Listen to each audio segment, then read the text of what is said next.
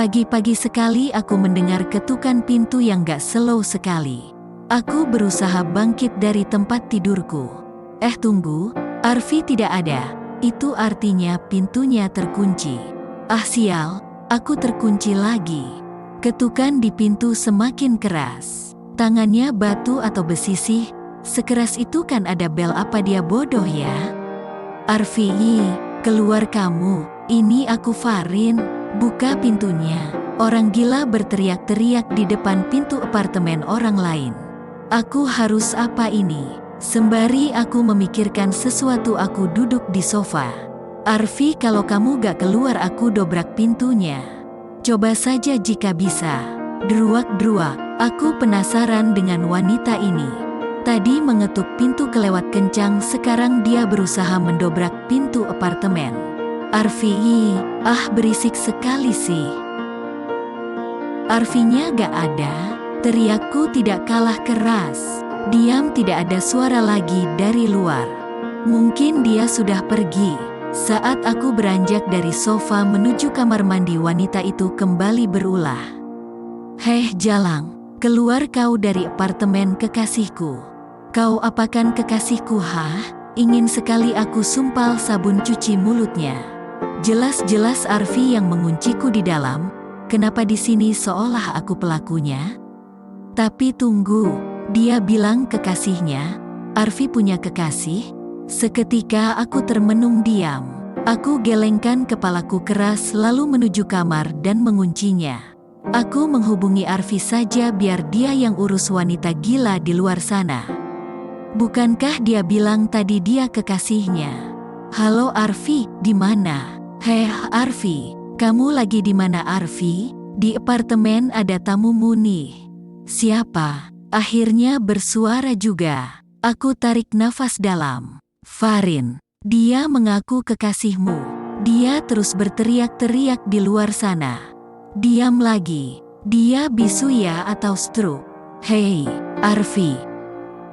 Diemin aja. Jika mengganggu hubungi keamanan, suruh bawa wanita itu keluar. Tut, dia memutuskan sambungan teleponku. Dia ini menyebalkan sekali sih, bisa-bisanya santai dalam keadaan seperti ini. Daripada repot harus menelpon keamananku, biarkan saja dia berteriak sesuka hatinya di luar.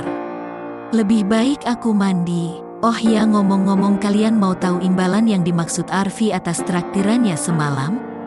Ku yakin kalian takkan mengerti jalan pikirannya. Menurut kalian apa yang diminta lelaki pada wanita malam sepertiku saat dimintai imbalan? Jika kalian berpikir sesuatu yang jorok, maka kalian salah besar. Aku juga berpikir begitu, tapi ternyata dia hanya memintaku menemaninya bermain pes semalam. Aneh kan? Ya memang aneh dia. Ceritanya sudah ya, aku mau mandi dulu. Sudah hampir 3 minggu aku terus bersama Arfi. Kebiasaan-kebiasaannya sudah aku mengerti. Seperti saat dia pulang kerjaku buatkan dia teh hangat, dia yang memintaku. Dan dia juga tidak suka jika apartemennya berantakan, padahal yang berantakin kan dia. Hal aneh yang tak kalah dari itu, selama hampir 3 minggu aku selalu dikurungnya sampai dia pulang kerja kembali. Dia juga selalu menyuruhku memasak untuk kami, menyiapkan air hangat untuknya mandi dan menggaruk punggungnya saat dia kesulitan tidur. Aku lebih terlihat seperti pembantu rumah tangga ketimbang wanita penghibur. Tapi ku akui lebih baik begini daripada aku harus kembali ke pekerjaan lamaku. Trek. Aku menoleh ke arah pintu. Arfi yang baru pulang terlihat kelelahan. Rambutnya acak-acakan, dasinya sudah kendur dan jasnya yang sudah dilepasnya. Hei, sini duduk. Kamu kelihatan lelah sekali. Ini ada teh jahe, kamu pasti suka, ucapku. Tanpa babi Bu Arfi duduk di sampingku mengadahkan kepalanya menatap langit-langit. Mau kupijit, tawarku. Dia menggelengkan kepalanya masih menatap langit-langit. Aku buatkan air hangat dulu untuk mandimu ya, sudah kebiasaanku setiap harinya. Sudah seperti rutinitasku, membosankan memang, tapi biarlah, paling tidak aku bisa merasakan hidup normal meski tidak akan lama lagi. Tunggu, Arfi menahan pergelangan tanganku. Aku menoleh padanya yang menatapku. Boleh kupinjam pahamu? Tanyanya. Aku hanya mengeritkan alisku. Dia menarik tanganku sampai aku terduduk kembali. Tanpa izinku dia langsung menyandarkan kepalanya di pangkuanku dengan wajahnya yang menghadap perutku. Aku terdiam. Ini adalah pertama kalinya aku bersentuh kontak langsung dengan Arfi. Dia memejamkan matanya, kubiarkan dia tertidur di pangkuanku. Aku mengusap lembut wajah sampingnya. Dia tampan juga wajahnya kalem. Aku memang menyukainya, tapi siapalah aku hanya wanita kotor yang tidak pantas dicintai. Selain itu dia juga kan punya kekasih. Tunggu, aku lupa menanyakan hal itu, akan kutanyakan itu setelah ia terbangun nanti. Arfi menggeliat sedikit membuatku terkejut dari lamunanku. Dia memeluk pinggangku erat. Aku terdiam. Ku yakin wajahku memerah kali ini. Arfi membuka matanya tiba-tiba dan menatapku. Kenapa berhenti? Tanyanya. Aku masih diam.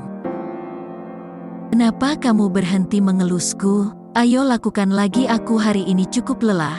Aku hanya mengganggukan. Kepala dia kembali terpejam dan aku kembali mengelus wajah sampingnya. Setelah kurang lebih sejam akhirnya Arfi bangkit dan dia sedang mandi sekarang. Aku sendiri sudah rapih dengan menggunakan dress hitam selututku. Arfi yang menyuruhnya, katanya dia akan mempertemukanku dengan seseorang. Entahlah, aku tidak tahu siapa, aku manut aja jika titahnya sudah turun. Dan sekarang aku di sini, sebuah restoran mewah dan klasik. Ini pertama kalinya aku dibawa ke sini oleh pria berjas di sana. Kita mau ngapain di sini? Tanyaku. Dia hanya mendelik padaku. Aku kembali bungkam. Tak lama seorang wanita dan pria paruh baya datang menghampiri kami.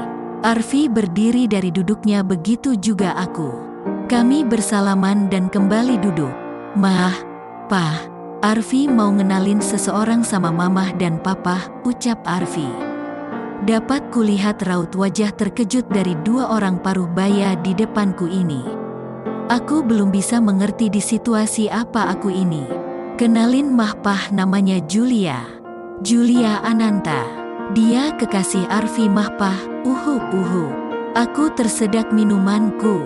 You say what? Cantik juga ya. Udah lama kenal sama Arfi? Aku yang ditanya hanya melirik Arfi meminta bantuan. Dasar patung, dia tidak peka apa yang kumaksud. Dia malah santai minum wine-nya.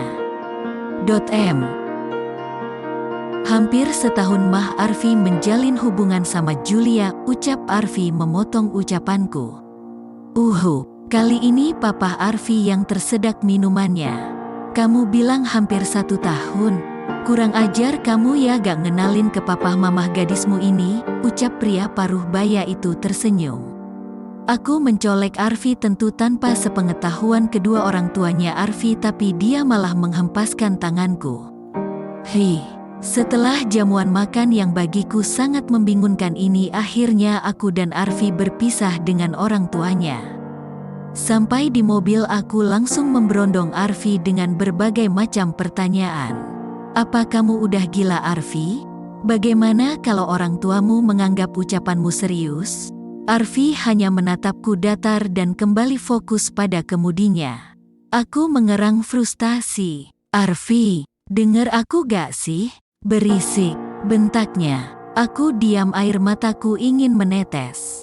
Lemah sekali aku ini, baru dibentak gitu aja mataku memanas. Ku palingkan wajahku keluar jendela. Ada apa emang? Kamu keberatan jika menikah denganku? Aku menoleh ke Arfi. Bodoh sekali ucapannya ini. Aku wanita kotor, apa keluargamu akan menerimaku? Lebih baik kamu kembali.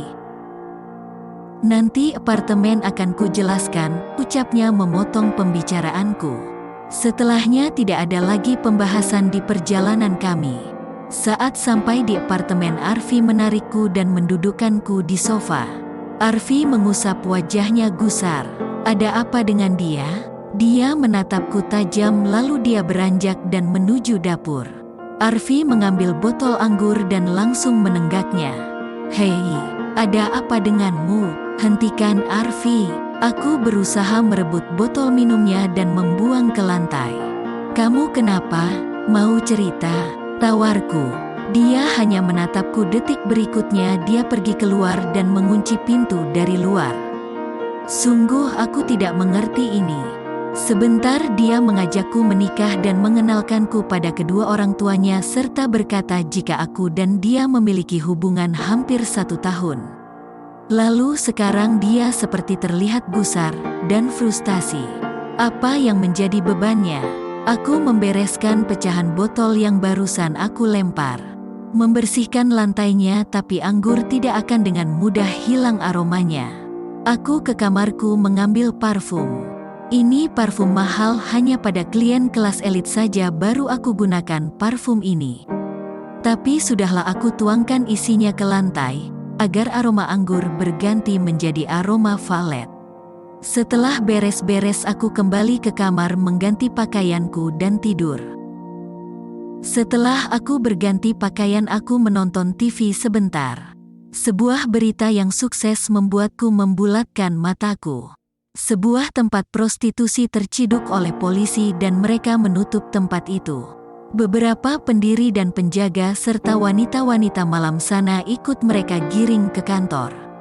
Tidak lain itu adalah tempatku bekerja. Jika mereka menutupnya maka aku harus kemana? Sedangkan waktuku bersama Arfi hanya tinggal seminggu lagi. Apa aku harus kembali ke kampung halamanku? Ah Tuhan, berat sekali hidupku ini. Dengan langkah gontai aku beranjak dari sofa menuju kamarku. Ku baringkan tubuhku dan menutupinya setengah tubuhku dengan selimut. Baru aku akan terpejam. Gerakan kecil membuatku terkejut. Sebuah tangan melingkar di pinggangku memelukku dengan erat. Aku sedikit menolehkan wajahku. Ah, itu Arfi. Dari mana dia? Aku tidak mendengar suara pintu terbuka maupun tertutup. Dia terus memelukku. Aku berusaha melepas pelukannya. "Jangan khawatir. Aku tidak akan melakukan lebih dari ini," ucapnya membuatku menghentikan gerakanku. Tidak berapa lama dapat ku rasakan dengkuran halus di leher belakangku. Arfi sudah tertidur. Meski tidak yakin, rasa kantukku lebih besar dari rasa khawatirku. Entah mengapa aku tidak ingin Arfi melakukan itu hanya karena sebatas dia klienku. Ada perasaan yang mendorongku untuk menginginkan aku lebih dari itu di mata Arfi. Berulang kali aku berusaha hilangkan pikiran itu tapi selalu gagal. Entahlah, aku bingung dengan perasaanku sendiri. Tanpa disadari aku terlelap menyusul Arfi ke alam mimpi.